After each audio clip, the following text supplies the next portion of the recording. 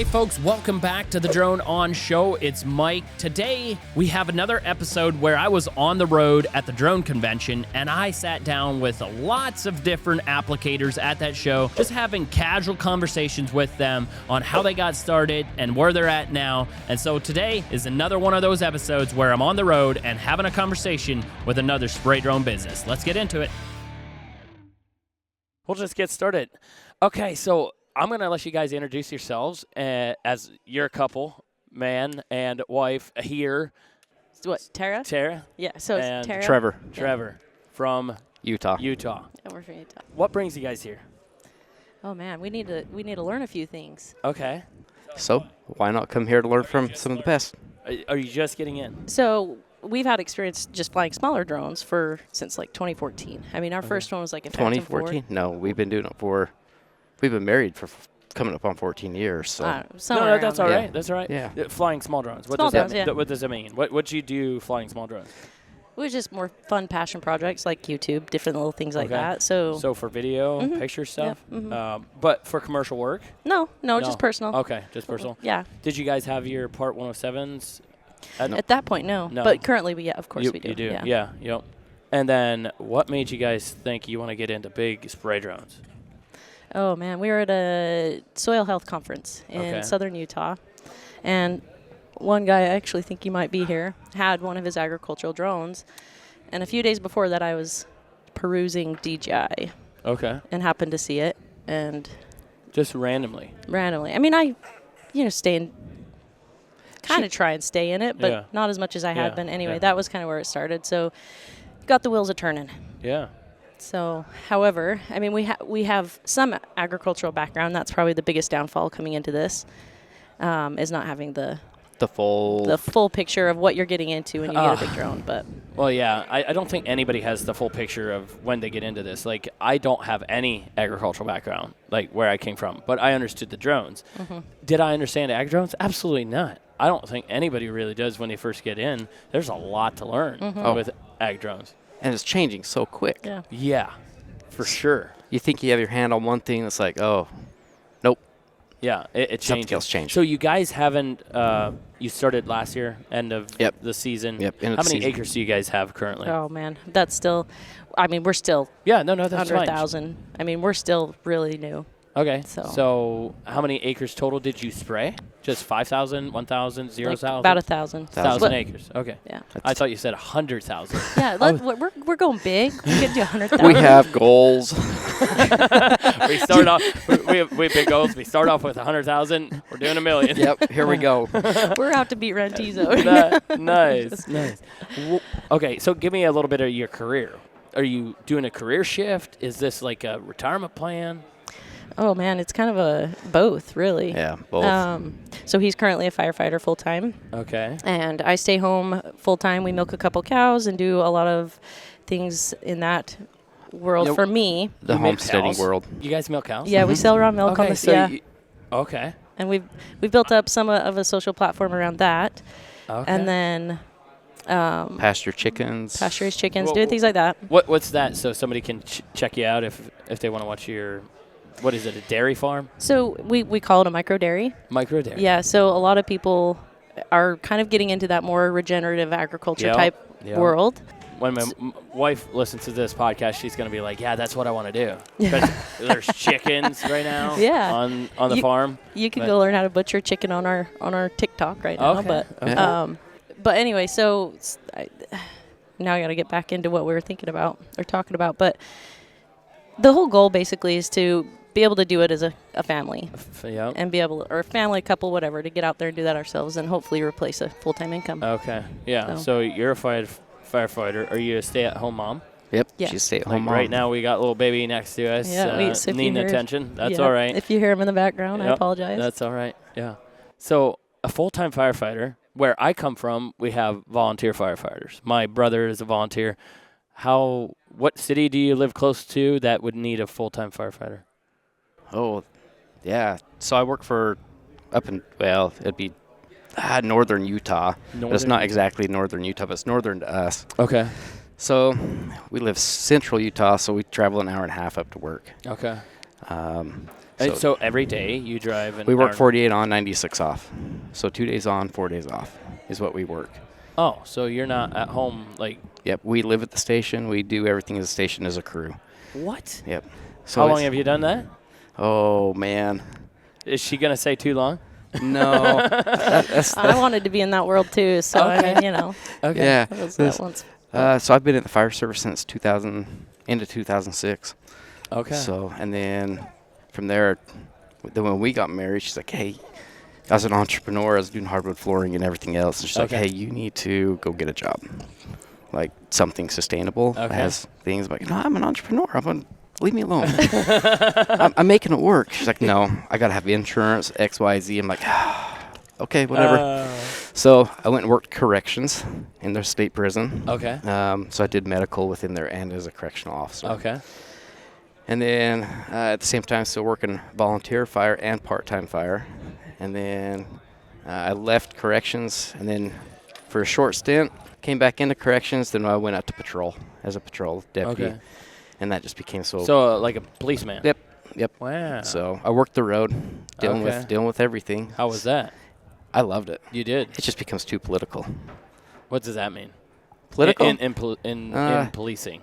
Well, just political within the sheriff's office. So you're dealing with So like ranking stuff like just this anything and everything at the time that was going on with law enforcement. Okay. So with all the riots, everything that's going on. So that was affecting us in Salt Lake. So our department was actually put on standby too to get ready to go up to help with the riots. Jeez. But I mean, we're just a small little area, in Utah, but they're calling up all the sheriff's offices and everyone else. So hey, get ready. So. So by that time, I'm still working part-time fire. Then I decided, hey, it's time to make the jump. I had a job offer to go work full-time fire. Is that pretty good money, being a full-time firefighter? Oh, heavens no, not at all. Oh, yeah. Yeah, at least not in Utah. Yeah, it's like it pays the bills. Okay. But a lot of the guys that I work with, they work 2 to 3 other jobs. So they either work another fire job somewhere else, or they go work at the hospital. What? As a tech, and to just make the extra income. To me, it sounds like those guys need a raise if you have to do 2 or 3 different jobs. Yeah, but that's to think that you're going to run into a burning building. Yeah, but a lot of it too is a medical base. So a big majority of our calls. Okay, medical. yeah, going out, somebody either fall or heart attack. You name it, or they stub their toe, or they have a sliver in their foot. Yeah. Hey, it's been hurting me since 5 days ago. I need help at 3 o'clock in the morning. It's like, oh my gosh. So did you have a job before the babies came? I did, actually. What was that? So I was a firefighter and EMT for quite a few years. And then I actually quit when we got pregnant with our first one. Okay. But I worked for the university. I don't know, a lot of people might know Brigham Young University, so I worked there for quite a few years. But when the babies came, I decided just to take a step back and be a stay-at-home mom. But then, of course, that led into other things like milking cows. And then you were like, let's start filming this for you. Do you do YouTube or just like short form? We have a small YouTube channel. I mean, we're still at about 1,500 subscribers, but our TikTok, we've amassed about 39,000 followers. Nice, so nice. People just love to watch. They like to see and learn. A lot of people are getting their own milk cows, so they want to learn how. And we've gained all the knowledge in the last 5 years about just as beginning homesteader type things. Anyway, so people just like to watch that. So that's kind of what I've done the last 3 to 4 years is doing that. And now we're doing this. Did you guys grow up on a farm? Like I grew up on a farm. You grew up on a farm? I grew up working on farms. Working on farms. Yep. Okay, so it's been in your families.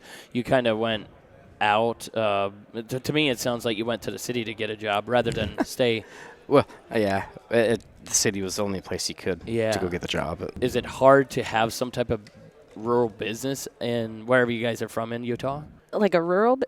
So for where I'm from, a lot of them are Amish. And so we have construction crews, we have concrete crews, we have flooring crews, carpet crews, like all these crews from inside the community, but then they get in trucks and then they go to Columbus, Cincinnati, all over the place to go do their work. So I'm trying to figure out where. Like, are you out in the middle of nowhere, Utah? And let me show you. Yeah. So, listeners can't hear that, though. But I know. No. Then I'll explain it. Yeah. So he's going to show me on his phone where you're at. I have an idea that you are out in the middle of nowhere. Let's just say that we're in the World Book of, I don't know how true this is, but we're in the World Book of Records for the smallest post office. Like, it's a blink and you miss it type of town. No. At least where we're currently at, yeah. Oh, okay. All right, here we are. Oh, so pivots, a lot of pivots out there. Yeah, we have a lot of pivots. So pivots. You guys can only grow something if it's irrigated? Because basically. Okay. We very go deserty. Oh, 100%. Okay. High plains. So here's Salt Lake City. Yeah. Okay, yep. So Salt Lake City south, here, and then we come down south, and you come to this little town. Yeah. Axtell. Oh, that's cool. Dude, are those mountains or are those? Yeah. These are steep mountains right here. Oh, it has to be beautiful. It's beautiful. It's stunning. Dude, beautiful. You're not really going to believe this, but I was just looking for farmland in like New Mexico with mountains. Yeah. Maybe I got to look at Utah. Look at Utah. Yeah, if you want to pay extra. Yeah, I was just going to say, if you want to pay extra, you could get it. I mean, there's some crap ground. Yeah. But And if a guy buys land to do farming, he has to get water rights. Water Yep, rights. water rights. And they're big money as well. Big money. Okay. Yep. Because you're going to have to pump it out of the ground, or is it rivers? So we have irrigation systems. So they have canals that feed into individual ponds that feed into lines down to each individual farmer. So and they're monitored quite frequently. Like a lot of them are now It's becoming monitored to make sure that you're keeping what your share is. Oh. It's How do pretty- they monitor that? Monitors. Gallons per minute out. Also, actually, like when you're sucking it out, it's getting They metered. just started last. And what last if you year what putting in if the you monitors. just put a pump right next to it? And Right. Little All right. bit. Yeah, if you want to. Then we deal legal. then we get call him, right? So you guys are going to be spraying pivots. Yeah, right? a lot of them. Probably. Yeah. A lot of rain. Yeah. So what would be the crops out there? Most of the crops. A lot of corn, a lot of alfalfa, Okay. wheat, triticale. Oh, there's a lot. Okay. So what do you think your guys' season's going to be like? Like the length of season? Do you guys... It's pretty short. Yeah, so it's a short season. I mean, so about May is when people really can start, like the freezes stop. After late May? I can't even think of what day it is. Yeah. Memorial Day. Thank you. Memorial Day is about last day of freezing for us out there. And so then you would maybe start using your drone for burn down stuff? We've already started using it for pre-emergent. Pre-emergent. Yeah, we've already done a bunch of cover crop seeding. Cover crop, Yeah, good idea. Yeah. Yep. So And you're using a T50? correct. Yep. Okay, so we're talking cover crop. How accurate have you been able to get your application? So if you put, say, 15 pounds per acre and you calibrated it, how accurate is it to actually doing that? It's one of those things that we have to keep paying attention and adjusting it up and down to make it work. Because it's good for the listeners that are getting into this. Don't think that it's like everything's easy. Just punch it in. Yeah.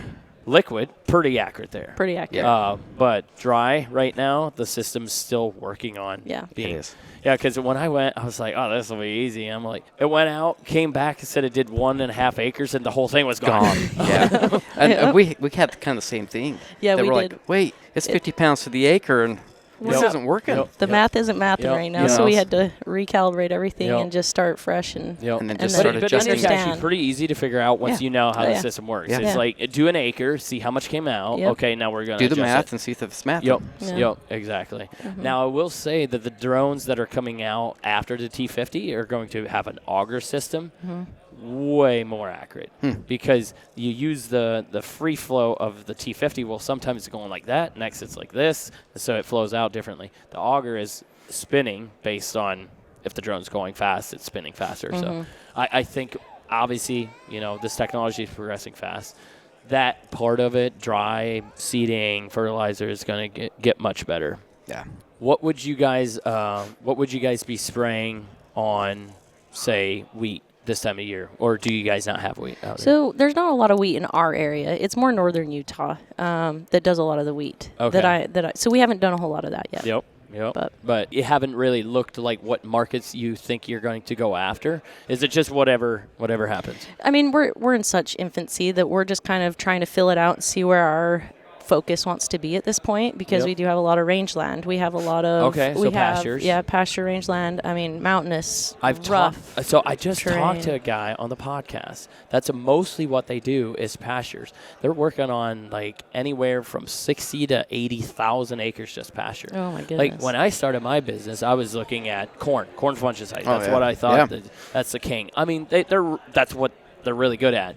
But there's so many other things. There are. That it can be used for. Yep. Yeah, so you bringing that up, it was like, I think people that are listening that are wanting to get into this, don't just think it's for one thing. No, heavens no. Think outside the box. Yeah. There's so many different things. You name it. But at the same time, you don't want to be too spread out to the point where you can't be good at everything because you want to make sure that you're giving the best customer service to the people that you're serving. Yep. Very valuable. Yeah. Yep. That's good. Do you guys have like specialty crops, maybe like watermelon or something like that? Oh yeah, we were just talking to somebody about that. We have a lot of pumpkin. We have a lot of watermelon, potatoes, onions. I mean, that's all northern Utah, but Idaho is potato country, so there's a lot of that up there. Good. So if you're going to farmers, have you started going to just random farmers and knocking on their door, or do you guys have enough network and you're calling them people, hey, I got a spray drone? That's basically, we've been going to just a bunch of different extension agents. We've been talking to different, I mean, he knows about every person alive. So. Yeah, because in the department you probably dealt with local people. That, and I'm a very social person, so I'm just like, hey, I'll go talk to him. That's good. See who he knows, and then see who he knows. I think that people that are wanting to get into this, because I get a lot of people coming to me, and that's their question. Mike, how do I get acres? Mm-hmm. And my biggest thing is, if you're not a talker or if you can't sell your service, probably not going to work, because right now we're so early in this game that you have to educate. You have to go to the farm. You have to hit the road and door knock and talk to people. Yeah. And that was my biggest flaw. I'm not a talk. Like, I'm pretty reserved, and so that's where he's kind of the strong point in our partnership. But you'll sure drive him down the road and say, go knock on that door? Oh, heavens yeah. I'd be like, okay, you need to talk to this person, that person. I'll sit here. I'm gaining more of a... She'll even get out and open the door for me. Go up there with the red carpet and say, here you go. I like it. That's cool. See, I mean... you got it, babe. You got it. Thanks, hon. No, it's a good partnership, what we have going on, and it's working out. I mean... Yeah. But so it's definitely about networking. It really is. So hitting the road now, talking to farmers about their corn fungicide, hitting the road now, talking about their pasture land. Is that what you guys are doing? Yep. Yeah, I mean, really. Just getting in with like some of our local co-ops, different things like that. Okay. I mean, right now we're doing a lot of smaller acres, just because in our area we're the first of only a few drones. Yep.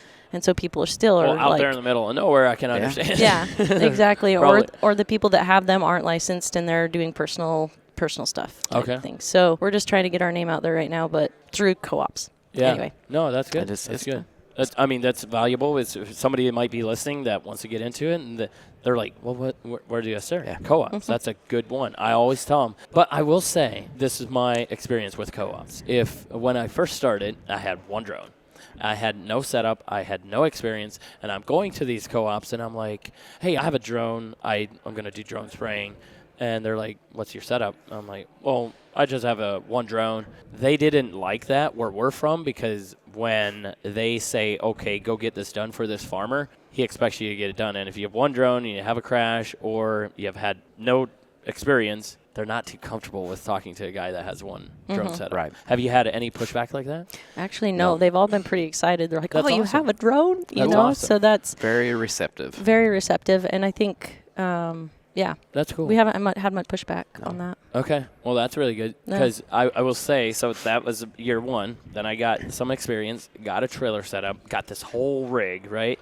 Now I roll into the co-ops, and I'm like, I do drone spraying, and they're like, I see that. And so I get work, like because of what it looks like. Now, because back where I'm from, guys tried one pickup truck. If you go a little west of where I'm from, they're pretty big. And one drone in that field doesn't feel like it's getting done very quickly. And so them just seeing it and being like, okay, this guy's put in the work, even just the design of the trailer, they started giving us acres. I tell people, you don't want to look like Chuck in a truck showing up and stuff isn't quite figured out. Mm-hmm. What type of setup are you guys professional? Yeah. Yeah, so we kind of went against what most people suggested in building your own rig right off the bat, because you're going to be changing it so frequently. Yeah. We went with an AccuSpray trailer. Okay. We got to go. It's go time. Yeah, it's go time. We got to have everything ready. I just did one of the things thinking you're like big dreams. You're going to have all the acres right off the bat. Like, we need it ready to go, not realizing that, no, it's going to be a slow trickle. Yeah. And we would have had time. Not that we love the AccuSpray trailer, so nothing against that. But so that's what we have, an enclosed cab up front, and then the flatbed, and then the overlook up top. Yep. So that's kind of what we're running right now. Did you look at any other options prior to that, or it was just like, we got to get this rolling? No, we kind of rushed it. Okay. Yeah. And you bought that in 2024? Mm-hmm. Yep. Okay. Very first part of 2024. Did you ever stumble across like a NuWay trailer? I think we did after. Afterwards. After. You know, Yep. do you wish that you would have seen the NuWay trailer before that one? I don't know if AccuSpray's listening right now. All right. It doesn't matter. It's just from practical looking at it. Like it looks legit. Like Okay. I think we would have totally went with something with like that because we do have a lot of corn in our area and the double decker, and our dream was multiple drones, so that would definitely fit what we're looking at now. Currently, cool. we can't land our drone on the trailer, so. Well, there you go. It's a goal to scale. Obviously, if it takes off for you and you need more than one trailer, you can do that. We'll give you a call. Yeah. So out there, the fields would be flat, right? Oh, yeah. Because they're in the bottoms. Would you do anything in the mountains out there? There's a lot of like conservation work up in the mountains, but a lot of it would require a lot of ferrying, longer distances and battery life. I don't think will warrant that. But the rangeland, though, like if you can get up there on the sides of the mountains, there's going to be a lot of that in the lower parts. Okay. Yeah. If that's I'm trying to figure out like what type of issues you might have with the terrain. Flatland, not going to be a problem. No. Rolling hills or mountains, I wonder if you're going to have a reception issue because where we're spraying, you've already tried it. Well, reception issue. I mean, we don't get cell phone service up in there. Yeah. Period. I'm not talking that. I'm talking a connection between your controller and your drone. Like if there's a bunch of trees that the drone's maneuvering around, if you'll have that. When I'm looking at that aerial that you just showed me, I don't know that you'll have problems other than if you're going a long way, like you're saying, ferrying a long way. Energy management, if you're ferrying a long way, you'll learn that real quick. Mm-hmm. It's like, okay, I can't fill the tank completely full, but by the time I get there and it starts a couple rows now, I'm like, oh, the battery's low. Yep, 40%. I got 8 gallons. I better get back. Yeah, that's cool. Take out a half a load if you're going far away. Yep. So how would you guys boundary? Say a farmer calls you and has a pivot. I don't know. Are all pivot? They're not all the same size, right? No. So would they just call it a pivot? I don't know if there's a special name for it. I'm sure they all have names for their different sizes and different things, but I'm not in on that terminology. So would it be like I have an 80, like an 80 circle, or I don't know? Yes, I think there is some sort. Well, there's that, or I got a half a pivot, or I got a full pivot. Yeah. A full pivot. A full pivot. So it's like, all right. So how many acres do you have? About 48. Okay. Yeah. Because they would just call it by I have a half a pivot. Yeah. Well, a half a pivot could be. So just a lot of follow-up questions. Every pivot's different lengths, different. Yeah. Okay, so you go out there. How do you boundary that field? How were you taught? Send a little M3M up and I map it. Oh, so you actually orthomosaic map every one? We try to, not every single one. Why do that? It was just more accurate boundaries. The GPS out there in satellite isn't as great as we'd hope. So the actual data on the drone, and we don't have a dongle or anything like that. So it's really, I could be outdated, very outdated. And we ran into that. You're saying. The correct. The image. Yeah. Okay. Now we've watched, like, I could fly it manually, but I don't necessarily love doing that because I hate to wreck the drone before I even start the job, mapping with the big drone. And maybe I haven't found a great way to do that yet that I'm comfortable with. Yeah. But so far, it's just accuracy, I feel like, is way better when we go up and map it with the Mavic. I mean, it's definitely solid accuracy. It just takes more time to do it. It does. Just trying to figure out. So if it's a circle pivot and flying around the edge, there's not going to be trees, right? Not typically, no. So what are you going to crash into? No, I guess, not every job do we do that. Like, if it's an easy boundary, then I'll just plop lines right on it. On the controller rather than flying it around. Yeah, that's cool. But if, you go out and you look at it, I'll just pull it up. Yeah, I'm looking at those circles because I'm trying to figure out what would be the most efficient way to get it done. Yeah. I'm thinking I have hotkeys set up on my controller. We launch it. I don't even have to have a satellite image up. I just start dropping points, flying around it. Then I fly to the pivot, run out the row wherever the pivot is sitting, create that as an obstacle, and then send it in there. It's like this one. Yep. This pivot right here. We're looking at a pivot. We have a bunch of trees right here, a house. Yep. So there were obstacles along here, power lines. So, there are definitely some obstacles. It's just that. It makes it a lot easier. Yep. No, and it's totally fine. I'm just trying to figure out, like, how people do their operations. Yeah. So you guys are setting up a Mavic. You're orthomosaic. It's like, here's another one that we did. It was like, that looked like a half pivot. Yeah. Well, half pivot, quarter pivot is all this. So we had this one, and this one. That was 150 and it's all acres. Flat land. Well, that part was flat. And right? then some of the other one was just up on the bench. Okay. So Yeah. But yeah, we'll throw that up there on some of them just to make sure that we're getting accurate boundaries, and then Yep. others it will just be a simple. Yep. Flying around or doing it on your controller. Have you tried building boundaries with flying around it?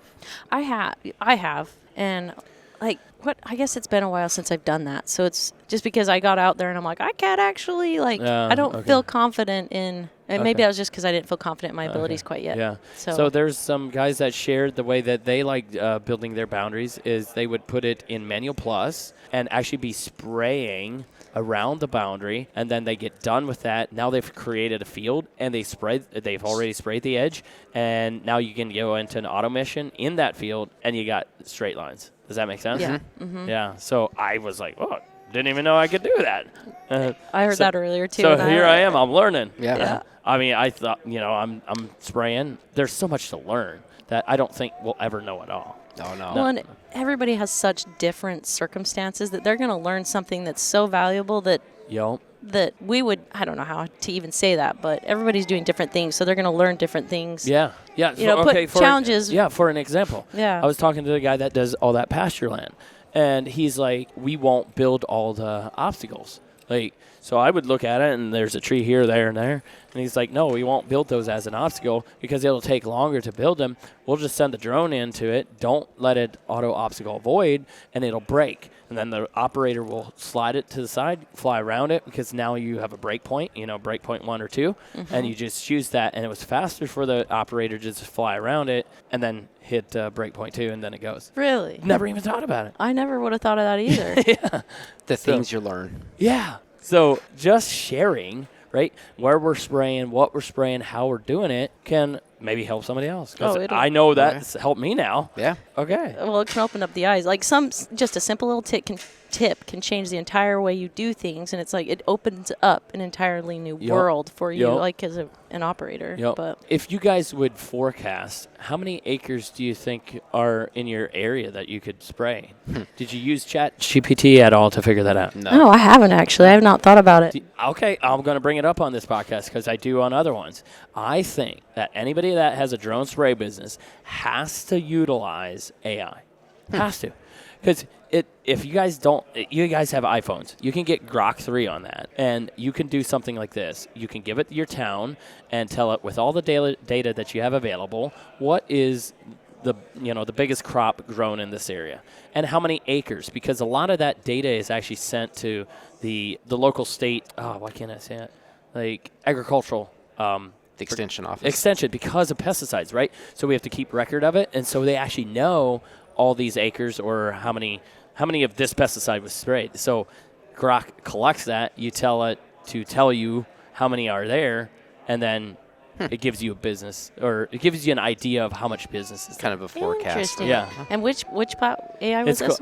It's Elon's. It's called Grok. Grok. Yeah. So it's Grok. Interesting. Yeah. So I really dude, I think it's very important. I'm going to put a video out there that anybody that is using or is going to do it, should use this. So I can give you guys an example. What was the town that you guys are in? Axtell.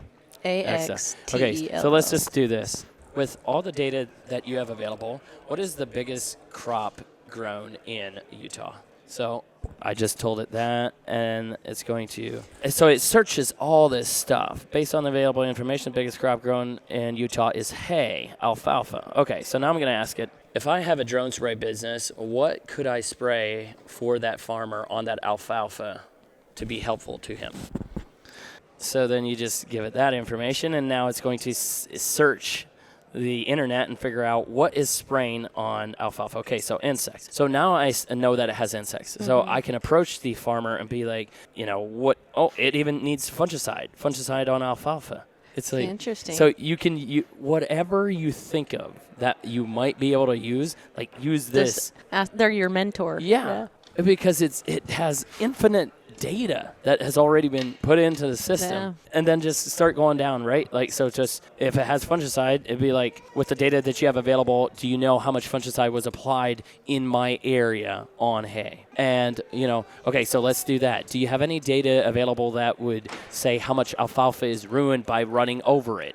right? Because he's going to have to run over Yeah. it. Yep. So it's something to check See? out. I'm telling you. I like it. That's one of those tips. I'm telling you that AI will help new entrepreneurs grow a business faster than ever before. 100%. And if you don't utilize it and other people are, you will be left behind. Like, it's unreal. Oh, there's a saying about it, but if you're not, if you're not using AI, you're going to be obsolete. Yeah, so I was not using it myself. I was like, I don't want to use it. I don't want to use it. And finally, I was like, a guy explained it like this. Like, it was like the people that didn't want to start using computers, like, to make their job easier.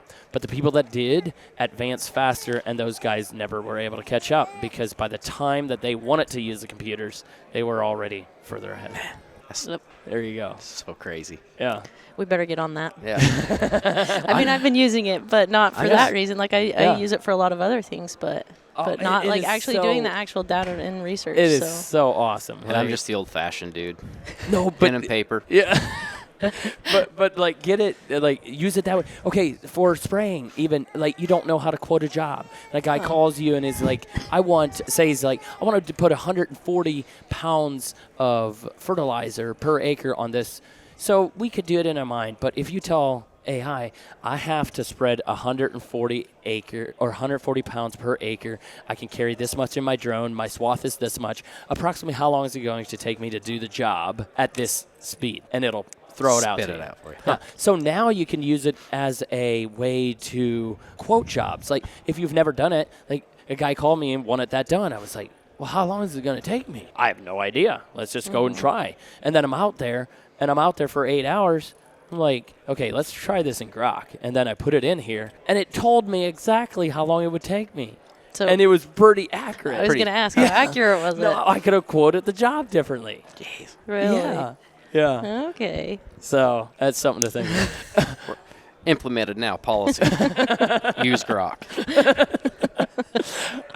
I wish I would own it. Right. You're like, But no, it's helping me. It's helping my business grow. And I just want to help people in this industry to leverage what we have. Yeah. Like, just use it to leverage that. Yeah. It's really cool. So what are you guys most excited about?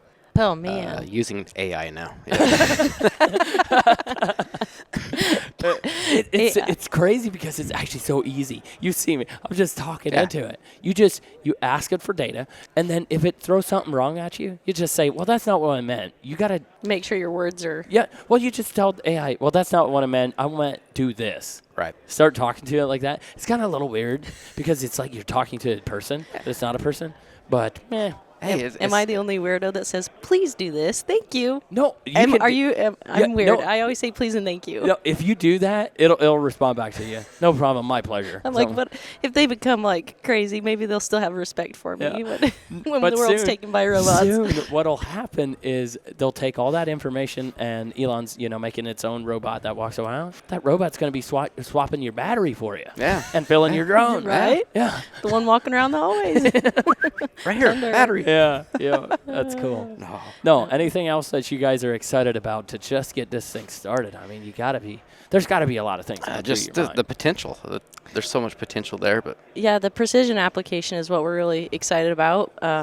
But just really getting in and learning everything. Right now, I mean, there's a lot to be excited for, but the knowledge and learning, that's what I'm most excited for. How hard is it to get your pesticide license in Utah? It's not terribly hard. So they don't have this program where you need a certain amount of experience before you can get in? They do have requirements like that. You have to have so many hours or years of experience of pesticide application, or like a degree in certain that deals with like human health and making sure that you take into consideration what pesticides and herbicides and all the things can do to the environment and different things like that. Okay, so I was just informed today that Nevada would need a minimum of 2 years experience just to apply for it. Is it something like that? So Utah, probably. Yep. Like I said, you have to have so to own your own business, you have to have your master applicator and then all your applicators underneath you. For Utah, you have to have, they have all these stipulations, 5 years of experience doing pesticide or herbicide, all of that type of application. So, but how does somebody get that if they've never been in the business or around farms or? They don't. They either have to find somebody that has that experience or do the time. And but that's where we have degrees in paramedicine and different things like that. So we understand the multi-systemic. just how it can affect the environment and all the different things. Because you have that degree and you have that experience, you were able to use that to get your pesticides sooner. Okay. Yeah. Wow. It was interesting. I mean, they were kind of hesitant at first, but they understand that we're not just going to be out there haphazardly applying it. We're going to be taking the environment, the people surrounding it, into consideration. Yeah. So you guys still had to go to a class that they were offering? Yeah. So we had to take the National Core Pesticide Applicator exam, and then in Utah, they have different, I don't know if they're subcategories. Yep. So like agricultural, plant agricultural, animals, all the, turf, all the things. So in Ohio, we have to have core and aerial. Yeah, we have to have that. Aerial will cover almost everything. Yeah. So we have to have, the aerial, the agricultural, I think it was agricultural, one of the agricultural, Okay. So, and then the core. But it's not too terribly hard. Yeah. I mean. So what type of tank is on your trailer currently? Like how big is the tank? We have a 500-gallon tank. So 500-gallon clean or like water tank, and then do you have a mixing cone on there? Yep. Yeah, we have a 60-gallon mixing cone. Okay. Yep, and then just the hose rail, your gas filler. Okay. Yep. I don't know the technical term for that, but gas nozzle. Nozzle. Thank you for that. Or filler nozzle. Filler nozzle. Whatever it is. We're definitely not putting gas in there. Right. No, hey, if you're listening, we are not putting gas in there. Not putting gas in there. It is. And the thing was, we had like the auto shut off for the gas nozzle. Oh yeah, that'll. And it broke. Yep. It broke. So I was like, you know what? Went down Tractor Supply, just got the straight. Yep. Straight nozzle, man, it works. It works yeah, great. so on our trailers, we remove that whole mechanism. But we also remove the part where you can't, like, set it and then walk away. Set it and forget it. Yeah, you don't want to. Yeah, no, you definitely don't want to stick the nozzle in there and walk away. Right. Because she'll run over by the time you go. Oh, yeah. Yeah. Yep. That's cool. All right, well, what else would you want to share with somebody that's wanting to get into it? I know you guys are just fresh and new, but I think this could help somebody. I don't know. Just put your mind to it. If you're going to do it, you got to do it. Yeah. You're going to be out of your comfort zone no matter what you're doing. Yeah. Oh, here's a question. The financing. Maybe you guys were able to cash this off. But a lot of guys come to me and they're like, I want to get into it, but I don't have the cash. Did you guys have to do any loans? So we didn't. Okay. We were able to find an investor that was interested in partnering with us. So that's what we ended up going that route. Yeah, good for you guys. Yep. I thought maybe if you did have a loan, how that process was, because with this technology being so new, the banks are like, what? Yeah. A loan or a drone that costs this much? Interesting. Yeah. Good for you guys. Okay, well that's all I got. Cool. Just a little chat. I appreciate your time. It's cool. Appreciate you having us on here. So no problem. It's been fun. All right. Told you, she does all the talking. She's perfect. No, I'm not good. I don't know half the words I'm talking about. I see you over here thinking about Grok already. You're I am. I'm like, I here we get go. that thing downloaded. Alrighty. We'll see you. Cool. Thank you.